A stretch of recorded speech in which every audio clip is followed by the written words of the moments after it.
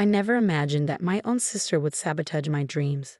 But greed has a way of changing people in ways you could never predict. Let me start from the beginning. I'm Olivia Bennett, 28 years old, and I've always been the responsible one in the family. While my younger sister Lily spent her college years partying and switching majors every semester, I worked 2 jobs to put myself through business school. Our parents always made excuses for her. Lily's just figuring things out, or she's too artistic for a conventional career path. I lived frugally, saved every penny, and made smart investments. By the time I was 26, I finally achieved my dream, buying a small but charming Victorian house in a historic neighborhood. It wasn't flashy, but it was mine. Every creaky floorboard, every couped wall, I loved it all. I spent weekends restoring its original features, learning carpentry from online videos, and slowly turning it into my ideal home. But while I was diligently building my life brick by brick, Lily was constructing an illusion. She'd somehow landed a job at an elite marketing agency, thanks to Dad's old golfing buddy, and started dating Zachary Monroe, a wealthy real estate mogul's son. Suddenly, she was all about appearances, designer outfits, leased luxury cars, and a constant stream of Instagram posts showcasing her perfect life. Then came the engagement. Zach proposed with a ring worth more than my entire annual salary, and Lily quickly morphed from high maintenance to full-blown bridezilla. That's when my nightmare truly began. It started with a family dinner at our parents' house. Mom had made her famous lasagna, and the table was set with a fine china, a clear sign something major was on the horizon. "Olivia, sweetie," Lily began, her voice dripping with fake sweetness. "You know my wedding needs to be nothing short of extraordinary.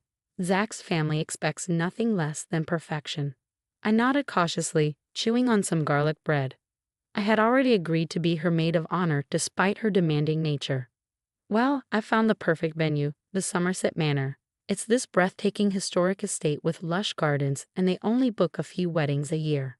Her eyes glittered with excitement. "The only problem is, it's a little pricey. $100,000 just for the venue." I nearly choked on my bread. $100,000? Just for the venue? "Don't be so small-minded, Olivia," Lily rolled her eyes. "This is my once-in-a-lifetime event. And that's why." She paused dramatically. "I need you to sell your house." The room fell silent. Even the crickets outside seemed to hold their breath. "Excuse me?" I must have misheard her. "Your house," she repeated, speaking slowly as if to a child. "You can sell it and rent a place. That old thing needs so much work anyway. And this way, you can contribute to my perfect day. Zach's family is being so generous, and it's embarrassing that our side can't match that." I glanced at our parents, expecting them to shut down this ridiculous request. But to my surprise, Mom was nodding eagerly. "Honey, Lily has a point," Mom chimed in. "That house is too much work for a single woman. And you want your sister to have her dream wedding, right?" Dad kept his eyes on his lasagna, avoiding any form of eye contact. "You've got to be kidding me," I said, putting my fork down. "You want me to sell my home, the one I spent years working to buy, the one I've poured my soul into renovating, just for one day? It's not just a party." Lily slammed her hand on the table, making a wine glasses rattle. "It's my doing. And as my sister, you have to help. Everyone knows you're doing well with your side businesses or whatever you do on that laptop all day. If only they knew, those side businesses were my real estate investment firm.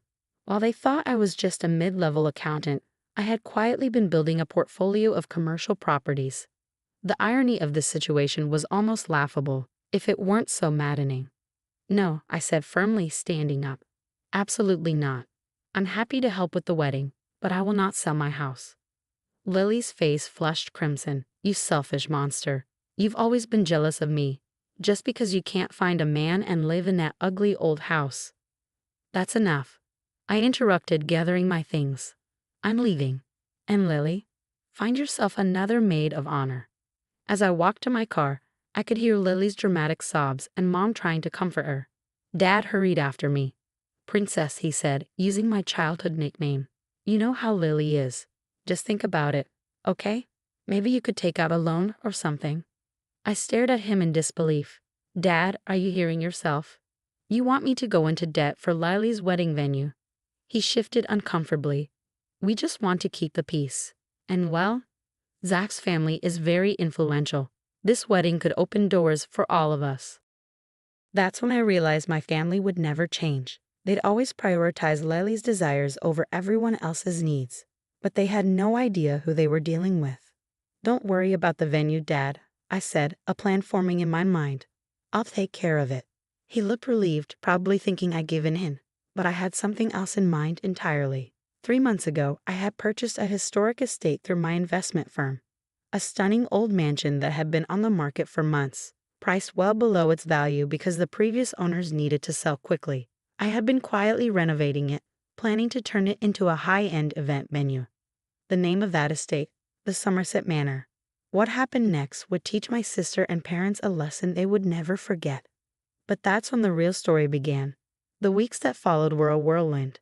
Lily continued to bombard me with texts, sending guilt trip after guilt trip, alternating with thinly veiled threats. Mom called daily with new ideas for how I could help with the wedding, from taking out a second mortgage to selling my car. I let them think I was considering their demands while working on my plan in silence. Somerset Manor had been my biggest investment yet. When I first saw it listed, I knew it was a gem. Built in 1885, it still had all its original charm: sweeping staircases, intricate moldings, crystal chandeliers, and 12 acres of immaculately maintained grounds. The elderly couple who owned it had kept it in pristine condition, but needed to sell quickly due to health issues. I had spent months making subtle updates, adding modern amenities while preserving its historic beauty. My event management company, Bennett Events, registered under my middle name for privacy, had just begun booking events, and the estate was already becoming the most exclusive venue in the area. What Lily didn't know was that she'd booked her wedding at my estate. She had been communicating with my event manager, Chloe, who knew exactly who Lily was but played the role of an accommodating professional flawlessly. The day of the venue tour arrived. I made sure to arrive early, parking my modest car at the back.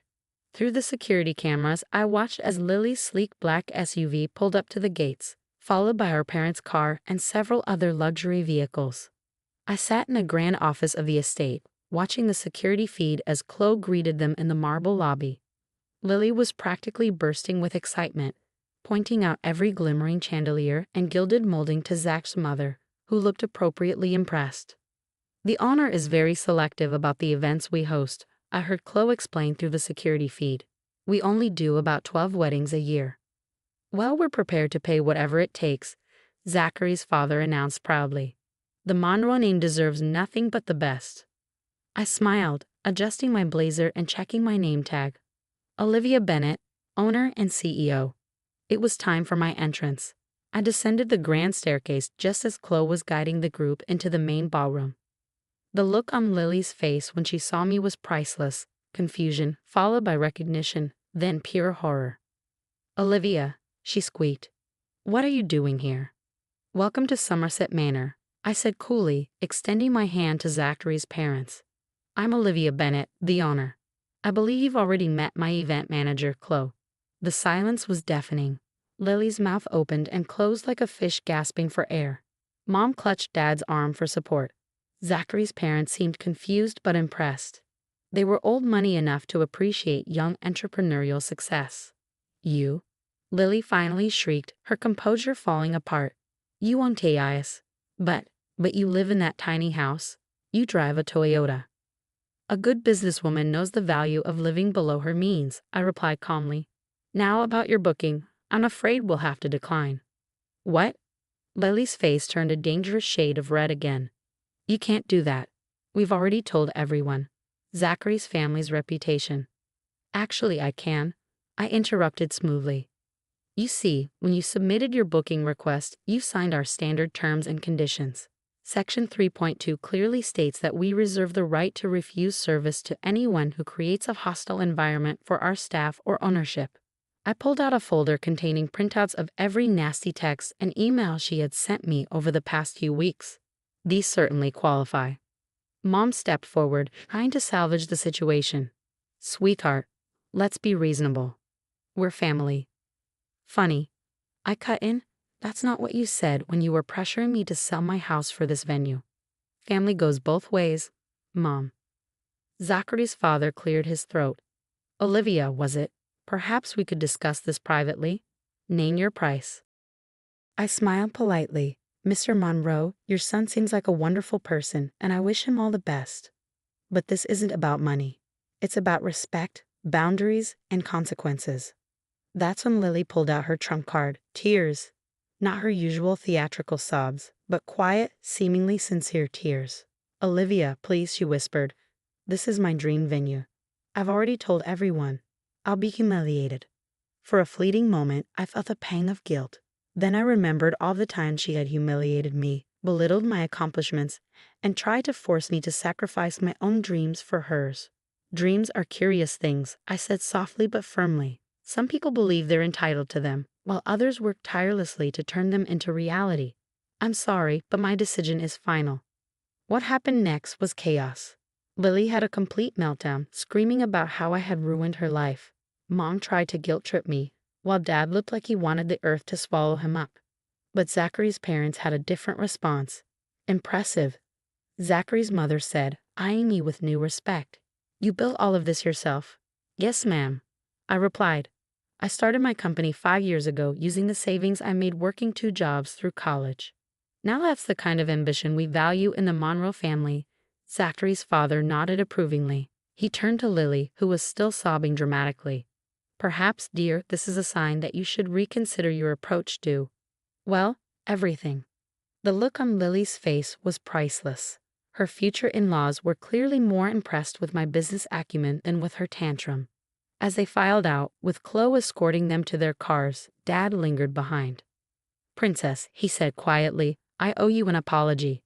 I should have stood up for you. Yes, you should have. I agreed.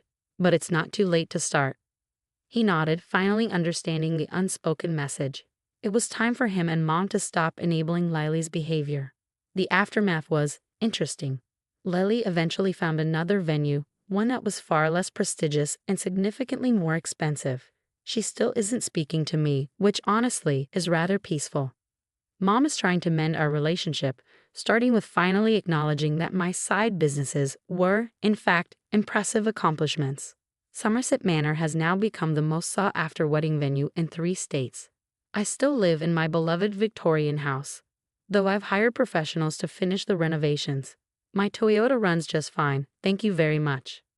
Sometimes I wonder what would have happened if I had caved to Lily's demands. Would she have learned anything? Would anything have changed? Probably not. Instead, I taught my family 3 valuable lessons. Success doesn't need to be flashy to be real. Respect is earned, not demanded. Never underestimate the quiet one who works hard and minds their own business. Last week, I received a wedding invitation from Zachary's sister. She'd specifically requested Somerset Manor as her venue. I personally approved her booking. After all, good business is about knowing when to say yes, as much as knowing when to say no. As for Lily, last I heard, she's finding herself again, this time through yoga teacher training. Zachary's parents insisted on a prenup, and apparently, living within an actual budget has been quite an adjustment for her. Me? I'm expanding Somerset Manor's events business, scouting properties in other states, and enjoying the peace and quiet of my dumpy little house that I worked so hard to own. Sometimes, the best revenge isn't about getting even. It's about standing your ground and letting karma do the rest.